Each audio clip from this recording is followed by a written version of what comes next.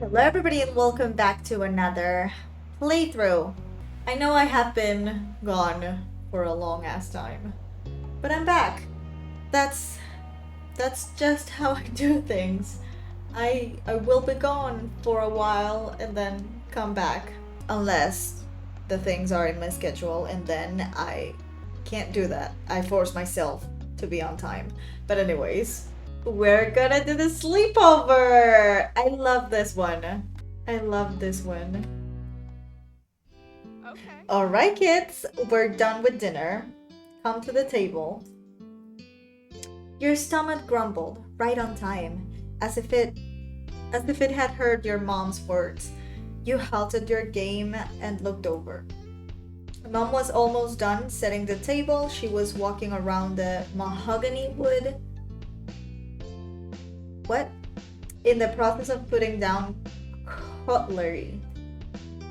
Mommy was still in the kitchen, humming under her breath as she turned off the stove and put empty pots in the sink to wash. From beside you, Lizzie steered, crossing her legs and standing up. She stretched her arms above her head. Finally, I'm ready to eat. Then she cast a sly glance in your direction. You recognize that look. Last one to the table is a rotten egg. I haven't. But it was too late. Lizzie had already bolted towards the kitchen. You tried to catch up to her. You stayed sitting. You yelled out to her. You threw a cushion at her. I'm gonna try to catch up to her. No. I'm gonna throw a cushion at her. No. I'm gonna throw a cushion. Grabbing one of the cushions from the sofa, you threw it word towards her in hopes of slowing her down. It wasn't firm enough, however, and the cushion landed with a plop on the ground instead. It was a short distance to the kitchen table. Lizzie managed to get there easily enough, slapping a hand over the wood. Mom moved just before Lizzie could bump into her. With an exasperated sigh, she resumed her work. I win again. You cheated. You didn't win because you were racing by yourself. Because you cheated, okay, you won. You didn't bother trying to talk to her about that. Because you cheated. I didn't cheat. You did, girl. You ran before me. Yeah, because that's how racing works. No. The one who starts first wins first. No, girl. That sounds like something a rotten egg would say. You are the rotten egg. She cheated, okay? Lizzie grinned, her hands on her hips, then looked over your shoulder. Cove, you can be the tiebreaker. He's gonna be my side, come on. Was that a real race that I totally won? You blinked. You hadn't noticed what he had been doing during this little event, which wasn't much. You spotted Cove still on the floor, his legs were crossed beneath him, the arms with the cast resting in his lap. He looked at the two of you with a slight frown. It felt sort of strange to see him still here so late. Tonight, Cove had come to your house for a sleepover. Your mom's and his dad had planned it a few days ago. I love the sleepover. You weren't surprised. You were the one who had asked your moms about it. You were excited when your moms told you their idea. There was so much to do. It had made you quite nervous. I'm a bit nervous. Cove was your friend, but having him spend the night was a lot more than playing during the day. Cove pursed his lips at Lizzie's question, but he didn't respond. Maybe he was planning on ignoring her, not that Lizzie would make it easy. This wasn't the first time she had asked him to be a referee for one of her sudden races. Well, did I win or what? No. What? I don't think you won. How come? It's not my fault Jamie's slow. Cheating's cheating. And cheaters never win. You always pick her side. Well, I mean, we love each other, what can I say?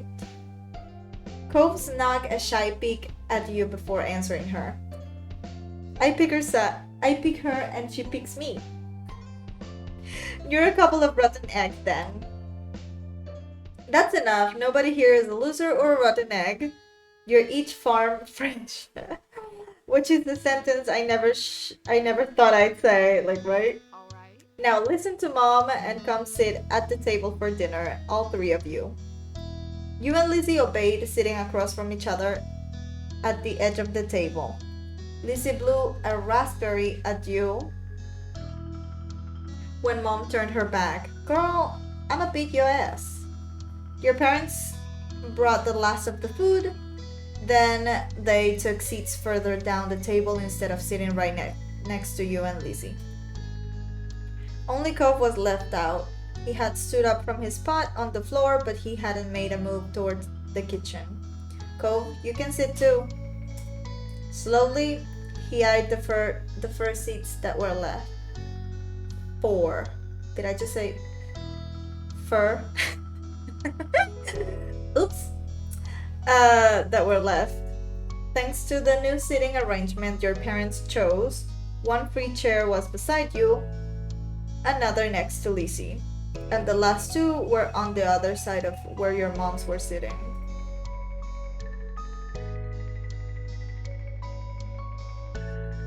I don't know. Sit next to me, that's too forward. I was never, ever. Maybe I'll just stay quiet. Wherever you want to. Or stay quiet. Stay quiet. He hung his head and scolted past you, Lizzie, and your moms. Cove went to the chair on the opposite edge of the table and sat down. It seemed being far away is what he wanted. Your moms frowned and so did you. Now that everyone was situated, Mommy began to pass out plates. Okay. Dig in, kids. I cooked a little bit of everything for dinner tonight. Be sure not to avoid all the veggies. Yes, Mom. Each person at the table served themselves, except for one. Cove hesitated again. Cove is so picky. He fidgeted with his hands clamped on the top of his knees. He didn't seem very comfortable doing stuff in someone else's house. One dish seemed to have his eye, at least. I guess I was a little bit like Cove, though. I was very shy, and whenever I went over to my friend's house, if I stayed for over a day, I would never eat. Like, well, I didn't eat because my job problem, but even if I wanted something, I'd be like, no, I'm okay, thank you. I still kinda am like that, though. That's pineapple chicken. Wanna try some? Not really, sorry. I wasn't rude, I think. If someone gave me food and I really didn't want to eat that, I would be like, thank you, it's so delicious, while tears falling down my face. I still am like that. By then, your moms had noted that Cove still had nothing on his plate as well. Do you not like any of the food, honey? Maybe he hasn't tried Hawaiian food before. He hasn't? Wow. Please don't talk with your mouth full, Lizzie. Lizzie swallowed the bite she was eating, then she spoke again. You should try it now. That's why you're here, boy. She turned to Cove dramatically. Unless you want to shrink. That's what happens if you miss a meal. Elizabeth, that's not true. You know that. Cove, Squirmed under all the attention.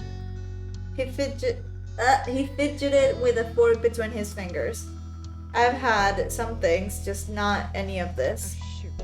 Oh shoot, I knew I should have asked your dad what your favorite foods were. It's alright, Lani. Maybe he'll find a new favorite today. You better try some, boy. You weren't so sure about that. Cove didn't look like he was going to be trying the food anytime soon. Don't be fucking rude. You're 8. You know better. You let your moms handle this. I think you would like the pineapple chicken. It's yummy. Give me your plate. You should try something new. I think you would like the pineapple chicken. I mean, at that age, I don't know if pineapple chicken is a good option.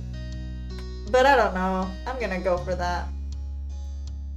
He ultimately trusted your judgment. At your suggestion, Cove carefully spooned rice and chicken onto the plate. You saw that he took more of the grilled pineapple than any of the vegetables. You nodded, pleased, and your moms let it slide. At first, Cove poked the food. Clearly, he was apprehensive to eat something new. But he took a few exploratory bites. It's good, huh? Isn't it? You don't have to keep asking. Yeah, it's a little awkward, Lizzie. Shut up. He still spared more meat with his fork and ate it, chewing thoughtfully. It's not bad. Mommy grinned at his words, satisfied even though it wasn't exactly a glowing commendation. Lizzie wasn't as mollified? Word. You're so weird.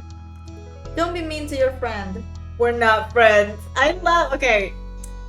I don't like that he's rude, but I love when he's rude to Lizzie because girl needs to be brought back to earth, you know? Like, she's all the way over there with her fucking huge ass ego. Mommy floundered in the face of Cove's blunt honesty. At least he's honest, you know? You weren't surprised by Cove's declaration, but you did feel a little bad for Lizzie. She wasn't easy to get along with all the time, though Cove didn't make much of an effort either. You hoped Cove thought of you as a friend. The two of you were friends, right? You wondered how he felt about you. That still made you nervous about your own relationship with him. At least the two of you were definitely friends. I think I would doubt. I would definitely doubt.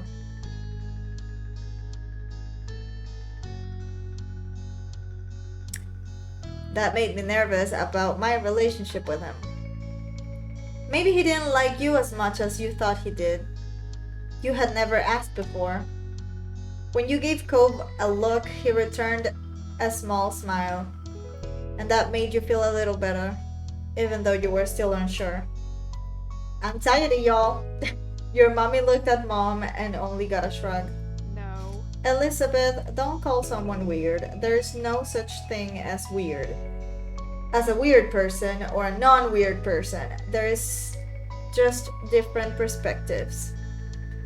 It's not a nice thing to say to anyone. But Pam, Mommy tried to whisper exclusively to Mom, her attempt to make it audible over the sounds of clanking silverware meant you caught the quiet words anyway.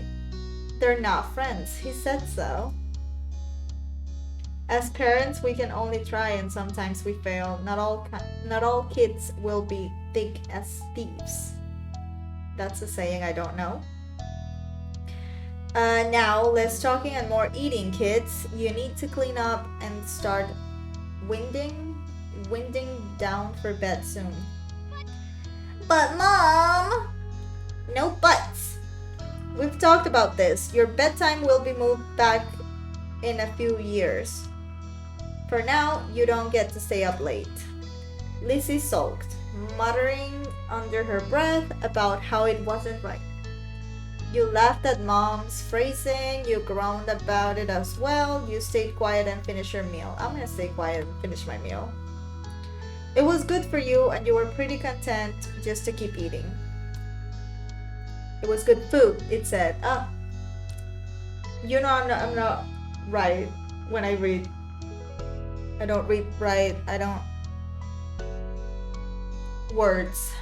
That's the idea. Good job, Jamie. Everyone else get to it. The rest of dinner passed by uneventfully. Cove was silent for most of it, even when you nudged him and tried to get him to talk. All too soon, the table was cleared, the games in the living room were put away, and you were all steered to your rooms. Mom finished tucking you in and kissed your brow just as Mommy poked her head in the room. All ready for lights off, you two? You were lying comfortably in your bed, the blanket hiked up under your armpits. You could kick it off later if you got too hot. I can't sleep with my arms out. I can't sleep with from like my neck down out of the covers. For some reason, when I was little, I watched a vampire movie. It was like in black and white. I think it was a very old vampire movie. And I saw this girl sleeping, and then the vampire came and sucked her neck. So ever since then, I just can't sleep with my neck out. It's been probably like way over 20 years since that movie, and I still just sleep with my kind of side of my head and everything inside the covers. Mostly, well, because of the neck sucking thing, and because I think it was in Cartoon Network, they used to play like shorts or something, and there was one where a bug got into someone's ear and shit. And so, you know, I cover my ear as well. Never been able to sleep like with this part of me uncovered. No. Mom had set up the sleeping bag on the floor for Cove just beside your bed. He had already wiggled inside. I think so. Perfect. I'll go say goodnight to Lizzie then. Mom tweaked your nose, chuckled when you squawked in annoyance, and left. Mommy took her place, sitting on the edge of your bed. Sweet dreams, sweetie. I love Mommy, come on. She pressed a soft kiss on your forehead. You giggled as strands of her hair fell forward and tickled you. Mommy smiled down affectionately at you and moved her attention to Cove, who watched from his spot on the floor. Do you need anything before falling asleep, honey? What does your dad do? Sometimes he picks me up and lifts me really high and he shakes his hands while he's gonna let go. Like he's gonna let go, but he catches me again. He keeps doing that until sometimes he does drop me on my bed, or other times he lowers me down and we pretend like I'm crashing. Aww, his dad is the best. Cove had become pretty excited when talking about the nightly ritual he and his dad shared. He seemed to realize how animated he was and bashfully quieted. But I don't want to do that here. Oh, how fun, though I think you're right, that it might not be a good idea to do that tonight. The sleeping bag might not be a soft enough landing. And I don't think Mommy can, she must be strong, but how strong? If there's anything else, you can always ask me or Jamie's other mom. Other mom. But I'm the nicer one, just don't tell her that. She is the nicer one, I love her! She laughed, good-natured word, and stood up. Take care. Sleep well, Cove. Night. Leaning against the door jamb, she rested a hand on the light switch and looked to you. Good night, sleep tight. Don't let the bed bug bite. With the last smile, Mommy turned off the lights and stepped out, closing the bedroom door behind her. You listened to her footsteps fade as she walked down the hallway. It felt weird not to be doing or saying anything with your friend nearby. You were meant to just lay there awkwardly, and it made you uncomfortable. You were happy that Cove was spending the night, but you couldn't shake the conversation from earlier at the dinner table. Cove had said that he and Lizzie weren't friends, but that wasn't the part that was bothering you. You couldn't stop from wondering what he really thought about you. Oh, being AIDS and fucking anxiety. No. You decided to ask him, you kept quiet about it.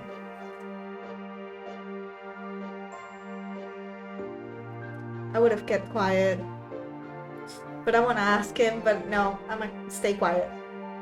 Whether you were friends or not, you enjoyed hanging out with Cove, and you were pretty sure he felt the same way.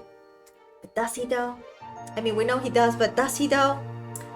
That was good enough for you. It's not good enough for me! You started when Cove's... You started when Cove sighed deeply. You turned your head to look in his direction in the dark. You could only see a faint outline of a lump under the covers.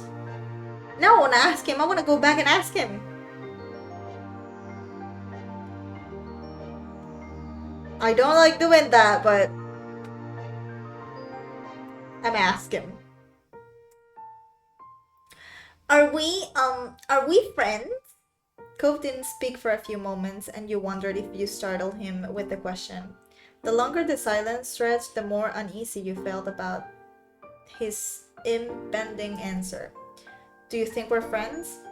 You wrinkled your nose at the question being redirected back at you. The way Cove had asked it made you think that maybe he hadn't even questioned it before. And now more than ever you wondered if you should have kept it quiet instead. Come on, Jamie! Yeah, we're friends, we're best friends, I don't know, not really, you decide.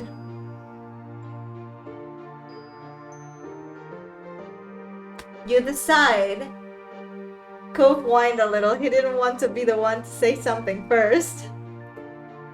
It's only fair. He let out a frustrated huff of air, but eventually gave in. Fine, I think we're friends. What about you? You smiled at him, even though you weren't sure if he could see it. I think we're friends too. He breathed more easily after that. Okay.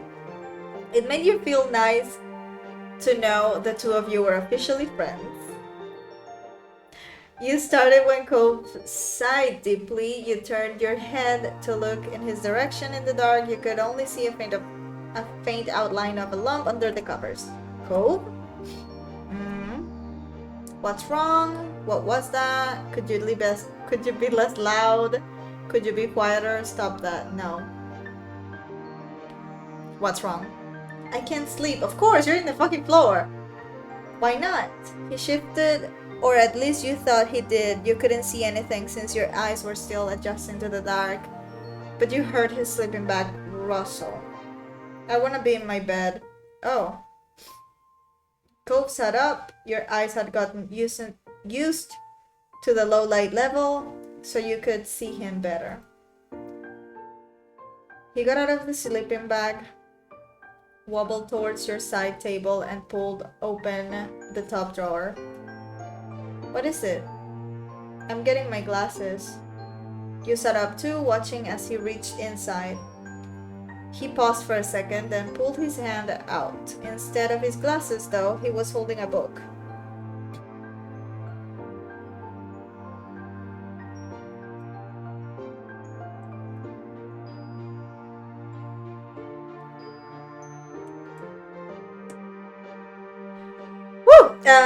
Sorry. Cove turned it around in his hand, trying to figure out the proper orientation for it. You knew even without reading the title which one it was. That was one your moms would read to you. It was special. Be careful, that's mine. That's not nice. I thought you were looking for your glasses. That's not nice. What are you doing with that? That's also not nice.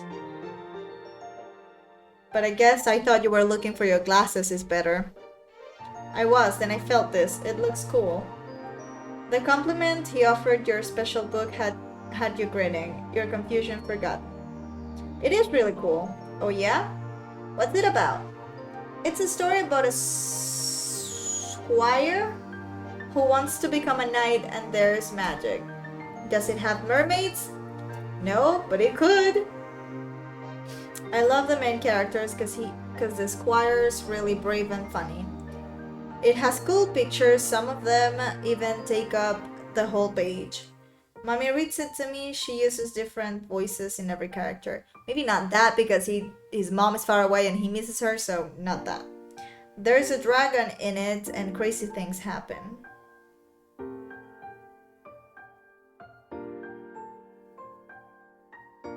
It has cool pictures.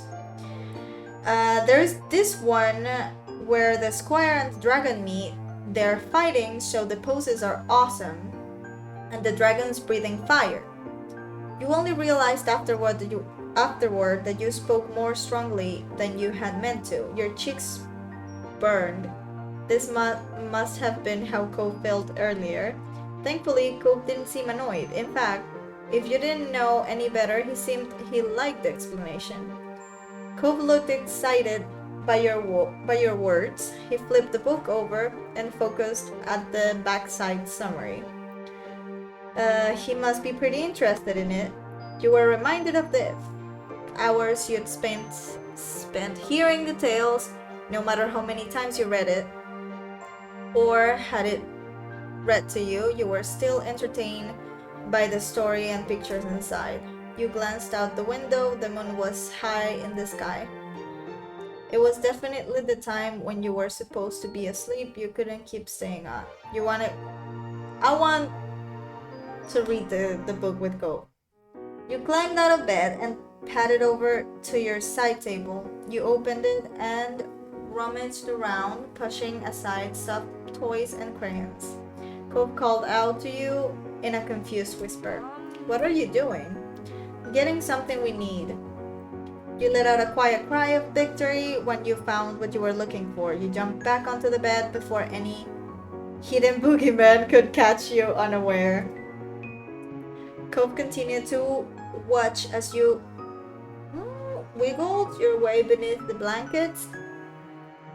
You didn't discard it earlier. You pulled it up.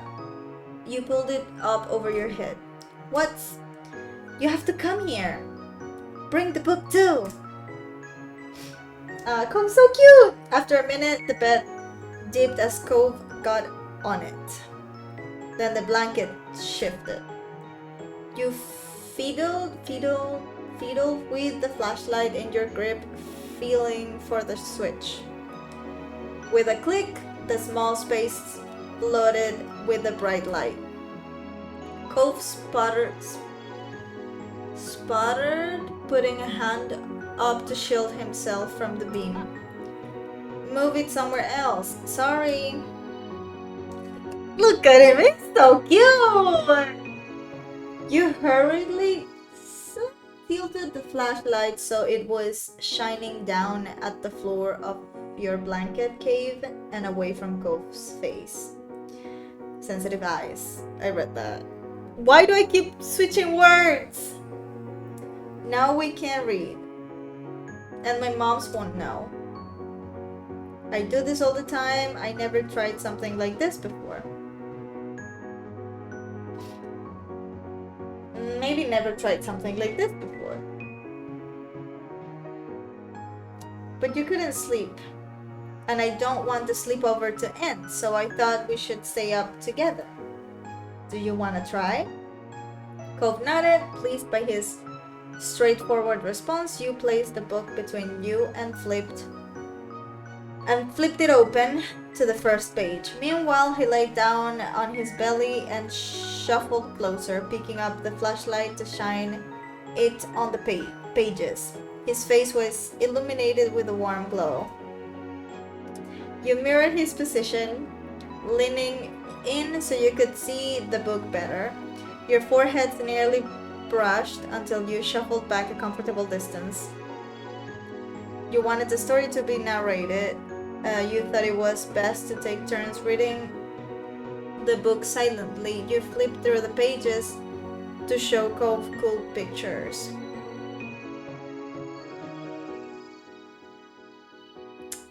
I want the story to be narrated.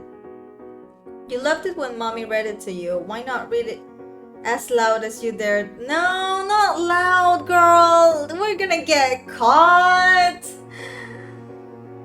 Uh, we're gonna get caught.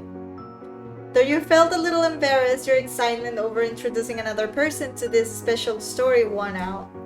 You didn't even need to study the page for long. There was once a squire who dreamed of knighthood.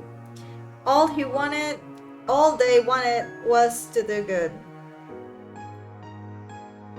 Cove was taken aback when you began to recite the words by heart. You even pronounced knighthood properly, a word which had given you grief in the past. His reaction encouraged you to keep going. Soon you got to an exciting part, the squire and the dragon's first meeting. The squire walked up to the fearsome dragon, their borrowed sword in one hand and a torch in the other. Her red scales danced in the light like flickering flames. Could you say the dragon's lines? Do you need to get your glasses? No, it's my head hurts if I don't wear my glasses for a while. I can kind of see things alright, but I don't know any voices. That's okay, it's fun anyways. Let me just...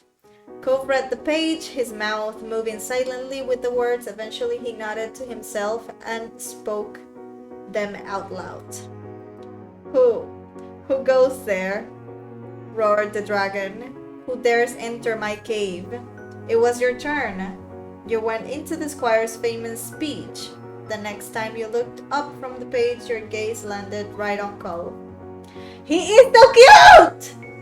His eyes were following the text, a soft smile lighting up his features. A lock of his hair fell down. A lock of his hair fell into his field of vision, but he gave it no notice. He was lost in the story.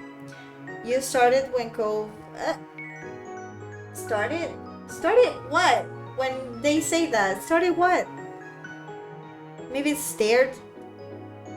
I don't know. You started when Cove caught you watching him. He raised a questioning eyebrow. What? Nothing. You're just too pretty to be alive. Kill. Cove showed you a strange look, but he went back to the book. You did too, even as your eyelids started to drop. When your eyes opened again, your bedroom was pitch black and silent.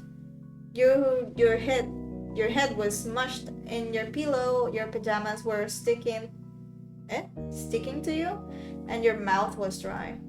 Slowly, you raised yourself into your elbows. You yawned, the back of your throat twinging as you did so.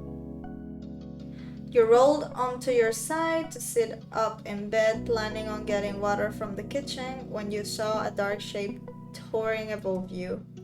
You froze. Then you remembered you weren't alone in your room tonight. Cove, that you? Yeah. You shifted and felt something cylindrical press against your thigh. So that sounds weird. You fumbled for it. The familiar weight of the flashlight pressed into your palm. You turned it on. Cove blinked at you, looking exhausted. He was in his normal clothes again, shoes and everything. His pajama pants were left on the floor, abandoned. His sleeping bag was in a similar state. What is it? Can't sleep. I keep waking up. Sleeping on the floor is never fun. Did you have a bad dream?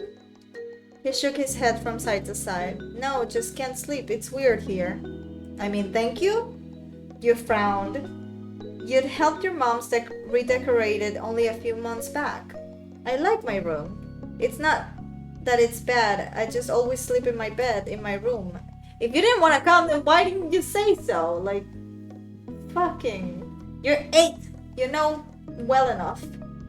That made things a little clearer. It wasn't anything that you'd done. Cove couldn't sleep in a new place. You wondered how long it took for Cove's bedroom in his new house not to be weird to him. Probably a while. I'm gonna go. You're the fuck not. What? That shook off the last of your doziness. He was going to walk outside back to his own house. This time of night, all by himself, he noted your shocked expression and looked at you with resolve. My dad will let me in, and I've gone outside late before and I have to go. Well, if you have to, you don't have to. I'll come with you. You should tell my moms.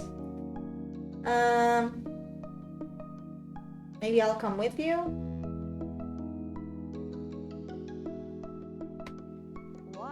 Why? I can get there myself, and then you'd have to go all the way back here from my house. I want us to stay together more. I think I should come anyway. I've got to make sure nothing happens to you. I don't know! God damn it! Okay, either I want us to stay together more, or I've got to make sure nothing happens to you.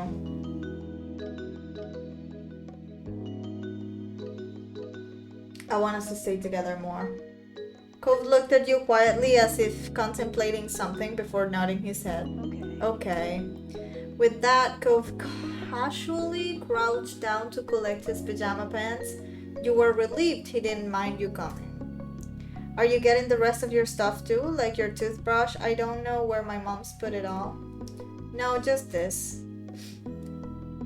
You could understand that he didn't really need anything right now and could always pick up his things tomorrow.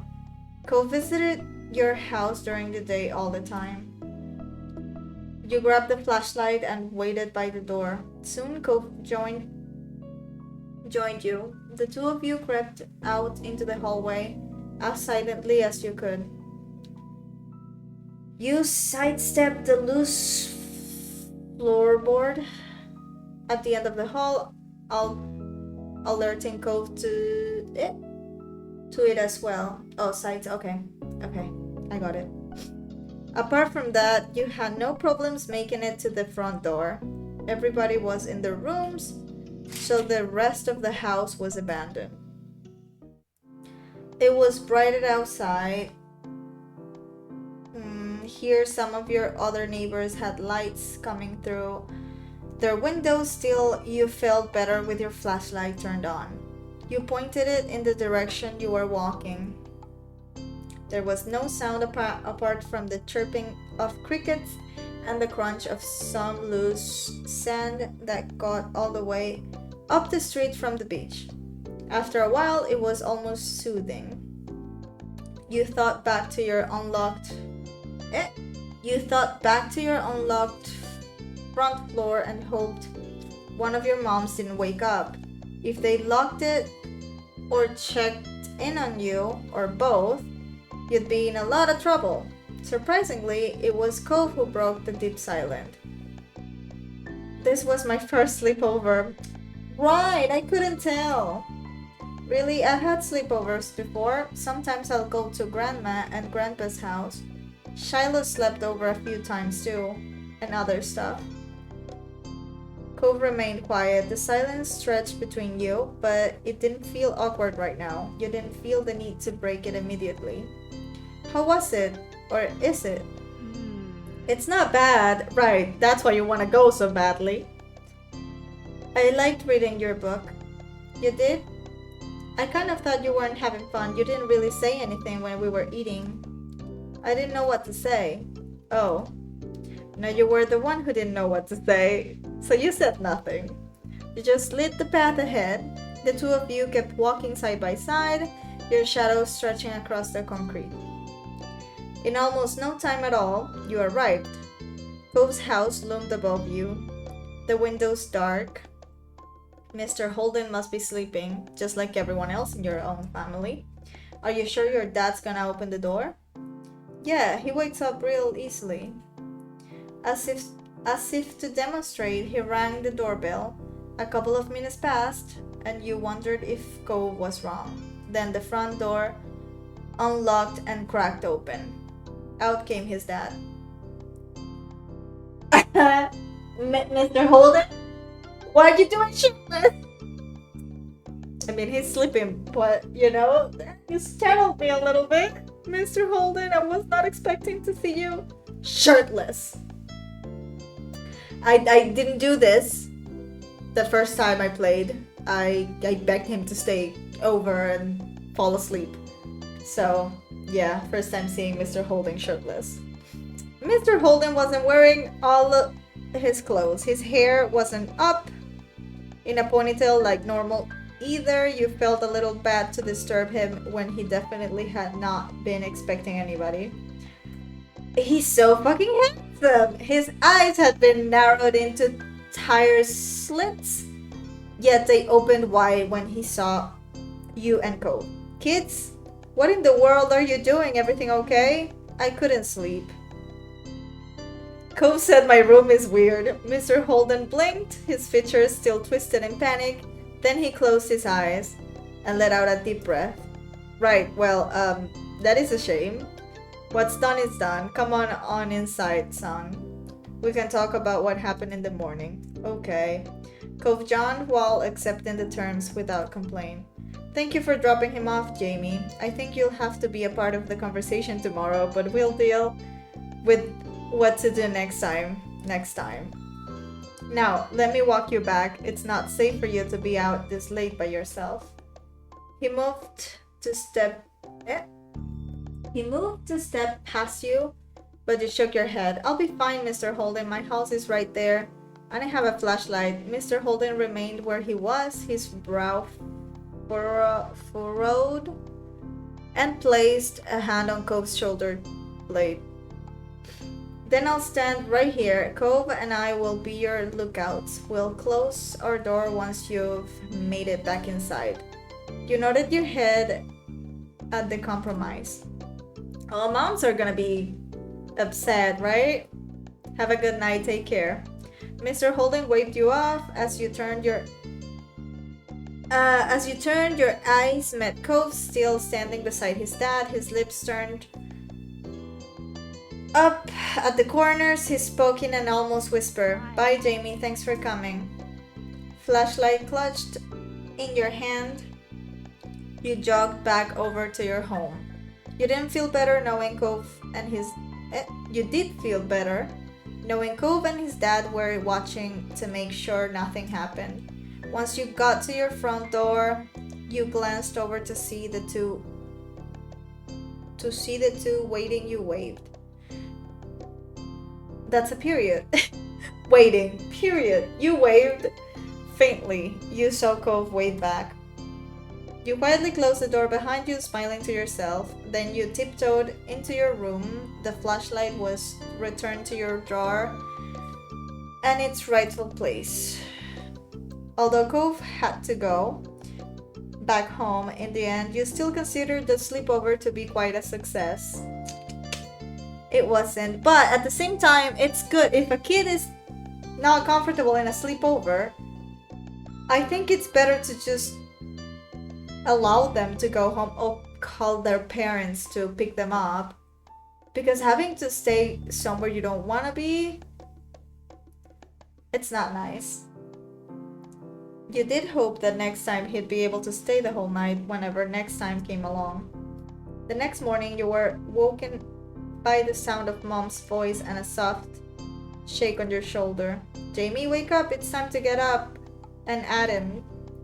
The sun was peeking through your curtains and you rubbed at your eyes as they adjusted to the new light. Cove's already out of bed. He what? You blinked at her for a moment, confused, until you caught the empty sleeping bag on the ground and remembered what had happened during the night. But I didn't see him out there. I wonder where he's gotten off to so early. You hesitated, giving your mom a look. Giving mom a look with your mouth hanging half open as your mind processed what to tell her. Jamie, is everything alright? Cove couldn't sleep. He said my room was weird. What? Where is Cove now? Did he sleep on the couch? Mom was still looking at you expectantly, but as you started to explain what had happened, you were interrupted by Mommy calling from downstairs, saying Mr. Holding was at the door. You could tell by the way that Mom's forehead crinkled that she was even more concerned. When she turned to head downstairs, you pulled back the covers and jumped out of the bed to follow her. Cleve, how are you? Not shirtless this time, I'm afraid. Mom joined Mommy at the door while you hovered at the bottom of the stairs and peeked around the corner. You saw Cove's dad standing just outside, a sheepish smile on his face. He was alone and you wondered if Cove was alright. I don't want to alarm you both, but Cove showed up back home in the middle of the night, and he wasn't alone. He rubbed the back of his neck anxiously. He must have felt bad about sharing the news. Mr. Holden kind of reminded you of Cove in that moment. Your moms exchanged a matching pair of surprised looks, Mommy gasping and covering her mouth with a hand. The two of them looked your way. You quickly ducked back behind the wall. The boy and I made sure that Jamie got back safe, but Cove wouldn't tell me what happened. I thought you might have a little more insight. We didn't hear a thing during the night. I noticed Cove was gone just minutes before you arrived. Is he alright? We're so sorry. We'll be having a talk with Jamie about this for sure. Damn it. Mr. Holden pulled his lips into a tight smile and held up his hands as if to say it wasn't their fault. He's fine. I just wanted to find out more before having another talk with him. I should have known he wasn't ready to spend the night at someone else's house. You felt bad for Mr. Holden. He looked so sad. He really tries to be a good dad, but Cove makes it a little difficult. They discussed the event for a little bit longer, your parents promising to call him if they found out more. And when Mr. Holden finally said goodbye, you heard your mom calling your name. Immediately you panicked, wondering if you should find somewhere to hide. There was a growing sense of dread in your stomach that you were about to get into a lot of trouble. Your moms found you eventually, though you were relieved to see they didn't look very angry. Okay. They did, however, look very, very worried. What were you thinking, Jamie? Why didn't you tell us something was wrong? Why did you leave the house? You toed the ground in front of you, refusing to look at them. I'm sure you were just trying to help him. But you know it's dangerous to go outside at night without a parent, don't you? Nodding your head, you couldn't do much more than listen as your parents explained how dangerous it had been for you and Cove to wander over to his house on your own. He lives right in front of us though, no? Personally, you didn't think it was that bad, since Cove only lived across the road, but you didn't tell your moms that. You were already in enough trouble as it was, so when they asked you to promise to tell them something like that next time, you nodded your head in agreement. Even though it was a little unfair, you accepted the punishment that you weren't allowed to have any sleepovers until you could prove to your moms that you were responsible enough. You were determined to show them that you could be trusted. When you saw Cove next, he was sorry you had gotten in trouble. After hearing a similar lecture, Cove got away with a warning from his dad. His dad is the fucking best. I mean, I love my moms, but his dad is just not a parent, you know? Like, it's like he doesn't really know how to be a parent, because you're supposed to fucking maybe not punish your kid if they do something like this, but like, I don't know. Mr. Holden felt the negative experience was enough already and Cove didn't need additional punishments. He's the best. In the end, the two of you and your parents were eventually able to move past the ill-fated sleepover. It had all been a learning experience according to the adults.